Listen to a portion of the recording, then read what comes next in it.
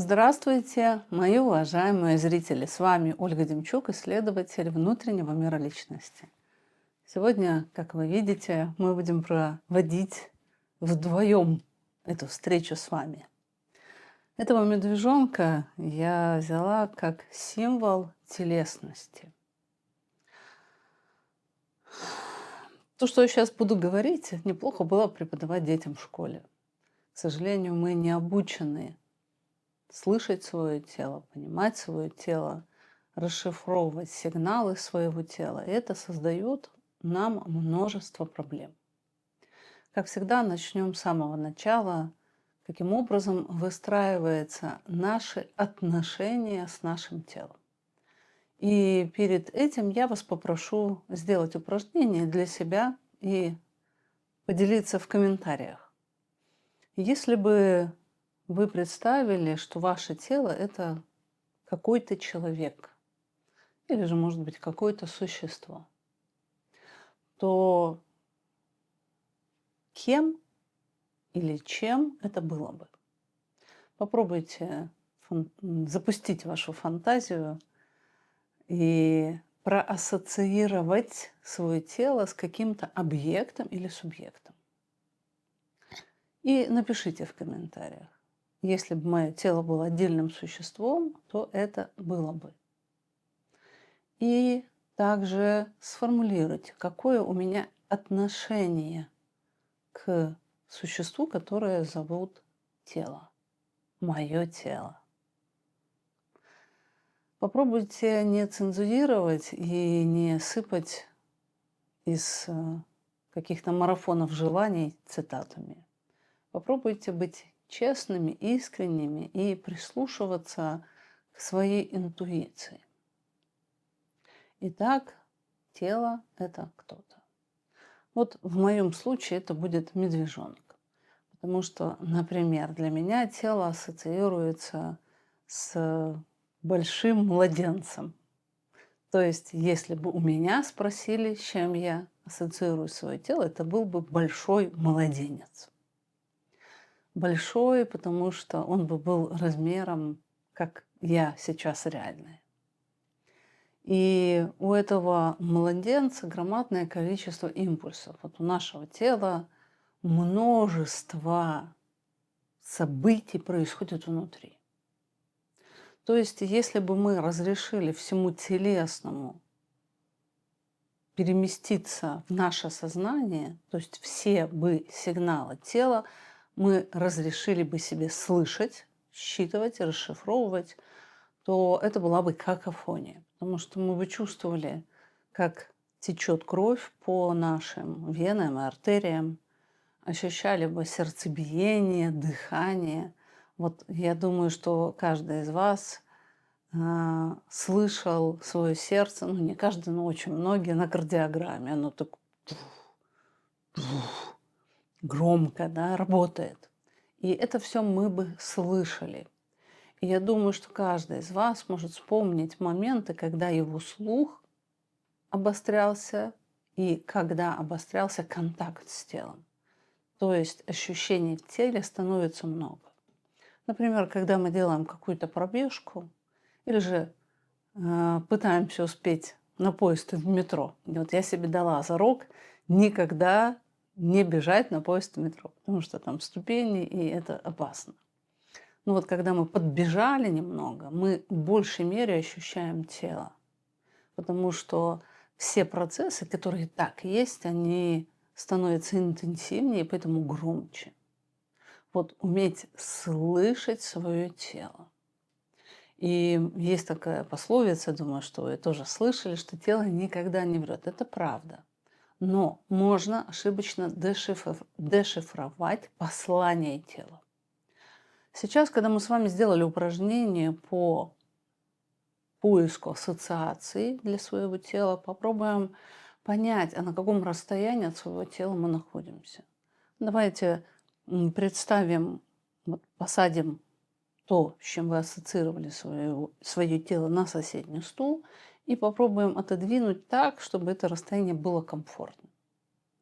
И вот так вот поближе, да, вот на ручки взять медвежонка, если я так сделаю, то это создаст громадное количество проблем, потому что импульсов телесности будет так много, что я перестану соображать. Вот я думаю, что каждый из вас встречался с таким состоянием, когда голова отключается. Ну, например, когда объект желания положил руку вам на колено или заглянул вам в глаза. И тогда тело становится слишком много, и человек перестает соображать. Он становится одно сплошное тело. Или же когда слишком много голода, одно сплошное тело. Или когда очень хочется спать, одно сплошное тело. Именно поэтому многие врачи начинают опрос о состоянии здоровья со слов, что у вас с аппетитом, что у вас со сном. И этот вопрос всегда задает психиатр. Потому что если у человека есть проблемы с аппетитом или проблемы со сном, это говорит, что началась определенная дереализация, то есть рассоединение контакта с реальностью. То есть, если человек не считывает свои естественные потребности, то это говорит о том, что он отдалился от тела. То есть я от своего медвежонка очень далеко. То есть получается, что быть с телом очень близко — это смочь соображать, потому что вся оперативная память у меня занята импульсами из тела, их считыванием, их дешифровкой. А если я слишком далеко от тела, то я могу тогда улететь в мир фантазий. Вот все психотические отклонения, они связаны именно с дереализацией. А для того, чтобы разрыв контакта с реальностью, для того, чтобы наступила дереализация, нужна деперсонализация. То есть я не я. Я диссоциируюсь в первую очередь со своим телом. И мы с вами, видите, все время находимся на грани. Слишком близко — это плохо, и слишком далеко — это плохо.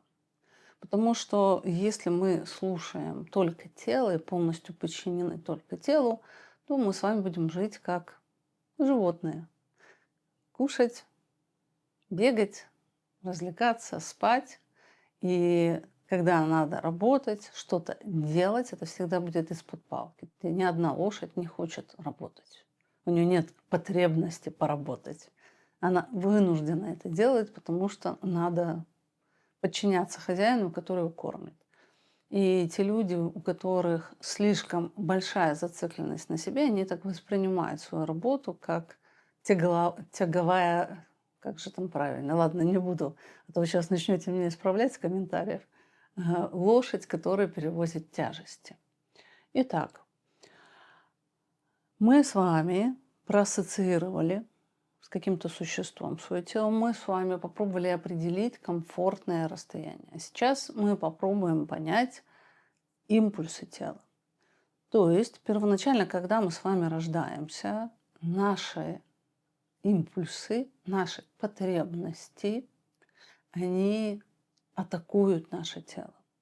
И у людей, у которых слишком большой отказ от реального «я», они воспринимают сигналы тела как атаку. То есть я собственными потребностями, мне кажется, себя атакую, я на себя нападаю. Я не понимаю, что это мои телесные ощущения, и я их воспринимаю как нечто внешнее, такое жестокое, агрессивное, которое на меня нападает. Я думаю, что каждый из вас может вспомнить зубную сильную боль. Такое ощущение, что тебя атакует, и у тебя желание вырвать зуб. То есть удалить источник боли изнутри. И вот суицидальные мысли — это именно о том, что хочется удалить источник боли, избавиться от тела, которое переживает какие-то ощущения, или от какого-то... Это как убегание из пространства, где мне некомфортно. Вот этого медвежонка привез оператор Дима, забрал его у детей на время для того, чтобы мы с вами могли пройти телесность У этого медвежонка есть вот такое прекрасное покрывальце, которое он может закрыться от мира. Вот наше тело, оно за таким покрывальцем, но это покрывальце держит не тело, держит наше сознание, для того, чтобы мы не были перегружены ощущениями из тела. Давайте разберем на простом примере, как отказ от тела нам портит жизнь. Вот представим, как всегда, побуду персонажем пьесы, которую мы сейчас с вами вместе разыграем. Сделаем такое упражнение. Например, я вам говорю, вы неблагодарный зритель. Когда я это говорю, идет определенная реакция. Только, пожалуйста, не пишите, я уже такая проработана, что у меня никакой реакции нет, мне все равно. Это говорит о том, что у вас совсем с телом плохо, и вы ассоциируете себя с придуманным образом. То есть телесная реакция на такое обвинение с моей стороны – это естественно. И не стоит сомневаться в этой телесной реакции. То есть идет телесная реакция. Что из себя представляет эта телесная реакция? Когда я говорю, вы неблагодарный зритель, происходит мобилизация инстинкта самосохранения. То есть удельный вес нашего тела, нашего зверя в общей площади сознания становится больше. Я мобилизируюсь на определенные изменения внешней среды. Вот давайте будем пытаться учиться мыслить объективно. То есть безоценочно это нам поможет с вами мыслить сложнее и выстраивать более длинные причинно-следственные связи. Итак, у меня мобилизировался инстинкт самосохранения на изменяющуюся внешнюю среду или же на изменяющееся поведение другого. И эту мобилизацию инстинкта сохранения человек чаще всего называет «на меня напали». Да на меня напали. Меня атакуют. И получается, что чем быстрее мобилизируется инстинкт самосохранения у человека, тем чаще у него может возникать мысль «на меня напали, на меня напали, на меня напали». Вот многие люди, у которых много неприсвоенной телесности, много неприсвоенного зверя, считают себя сверхчувствительными только потому, что их инстинкт самосохранения постоянно мобилизируется. Это не сверхчувствительность, это звериная мобилизация инстинкта самосохранения. То есть, если я могу воспринимать мобилизацию своего инстинкта самосохранения, то я таким образом избавляюсь от проекций. То есть как лечить привычку проецировать? В первую очередь это присваивание себе мобилизации инстинкта самосохранения. Это мобилизированное состояние для нас выход системы из равновесия. То есть если мы представим нашу личность как сложную систему, она вышла из равновесия. И этот выход из равновесия, он похож на натянутую тетиву лука. То есть система была в равновесии, тетива не была натянута, и тут она натянулась. И когда она натянулась, она каким-то образом должна это напряжение сбросить. То есть мое тело, услышав такие слова, будет переводить дополнительное напряжение в какую-то активность. Эта активность, например, может быть побег. То есть вы можете выключить видео на моменте, где я говорю, что вы неблагодарный зритель. Это побег. То есть когда мы с вами прячемся вот за эту пеленочку, мы делаем побег. Хоть мы телесно не перемещаемся, но мы убегаем сознанием от того, что нам не нравится. Или же эта натянутая тетива станет ответной агрессией. То есть ты вывел мой инстинкт самосохранения из равновесия, и я это дополнительную энергию переведу в действие, которое будет нападением на тебя. И это желание напасть в ответ, как, не знаю, у вас в детстве так не сделали, у меня говорили «саечку за испуг». Когда человек испугался, ты его напугал, ты говоришь ему «саечку за испуг».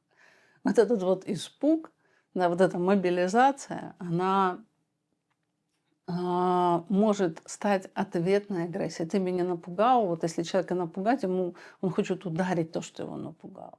То есть все эти телесные реакции, они нормальные, их надо чувствовать, их надо понимать, но если у человека сильное сознание, то тогда вмешивается еще здравый смысл, который понимает последствия. Вот тоже предложу вам такое упражнение для того, чтобы тренировать контакт с телесностью, с телом.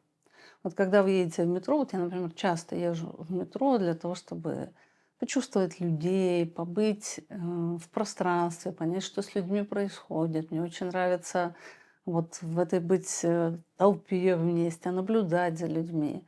Я иногда просто сажусь в метро и куда-то еду, когда мне надо разомкнуть зацикленность на себе.